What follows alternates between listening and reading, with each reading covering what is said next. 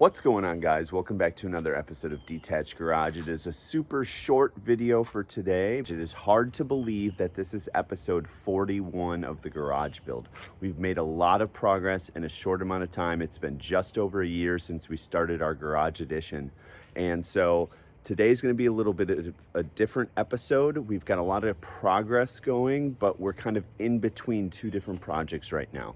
So big news is that the Serene aluminum cabinets just showed up. We are going to bring those around the back of the garage. That'll be a separate episode and get those installed. The other thing I wanted to show you is back to the lighting project and bringing you inside here to show you the next evolution of the lighting. And so you had already seen us with this 8-foot vapor tight fixture. So this one here was color selectable, power selectable, and dimmable. I looked at it and I said, not only did I want nice high quality light that was dimmable in this wash bay area here, but I also wanted to make sure that when we keep filming videos, it wasn't going to be flickering. And that has to deal with the pulse width modulation frequency of the dimming. And so I said, all right, well, let's get a few other fixtures. Let's test them out. Let's see what we got. So this box right here is a 2-pack of a 5000K dimmable power selectable version. So the only difference between the two is you're not color selecting. So all of the LEDs in this one should be 5K.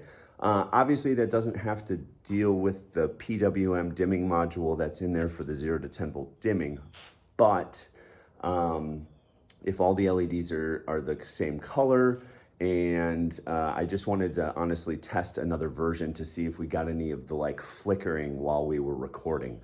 So what I'm gonna do is I'm gonna take the one we already have, which is the one out of the box. I'm gonna take one of the new ones and we are going to install it up here. We're gonna take down some of the existing LED strips and we're gonna install it, and then we're gonna do a video on that to see which one has the best dimming qualities as well as the least flickering and the best light for this wash bay area.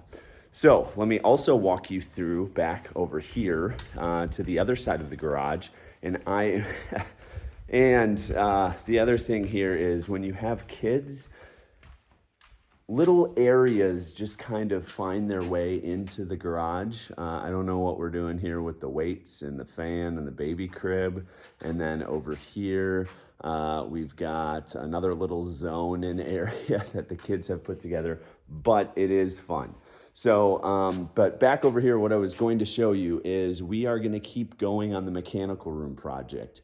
I do need to get some more 3/4 inch plywood so we can put this up. But first, the boiler has shipped. So we're working with a company out of the Pacific Northwest that specializes in boilers and the entire system for your boiler for hydronic heating. I'll put their name down below here and a link in the description to their website. But that boiler and system has shipped. So once we get that, then we can really plan on what's going to go in first, how we're going to set this up for heating. I know it'll be 86 degrees today in Wisconsin, but it is September and winter is coming. So very happy that that's shipped and we will get that installed. That will be another episode as well. So if you haven't seen yet and you haven't seen the episode, I wanted to show you where the cabinets are going to go. So let's take you outside here into the covered patio and show you where the cabinets are going to go. So over here, if you can see, we've got our covered porch area, and right down here, all the way up to the wall over here, we're gonna have the cabinets starting at the wall over here and going all the way this way, just about to this stud here, which will cover up the gas line and the septic cleanout. So with that coming around and coming out here, that is the end of the episode, guys. I just wanted to give you an update. We've got all these projects going. There's a lot more to come. And if you have any questions, please put them down in the comments below. Thank you so much for watching Detached Garage, and I hope to see you on the next episodes. where we get started on all these projects and hopefully finish some of them up too.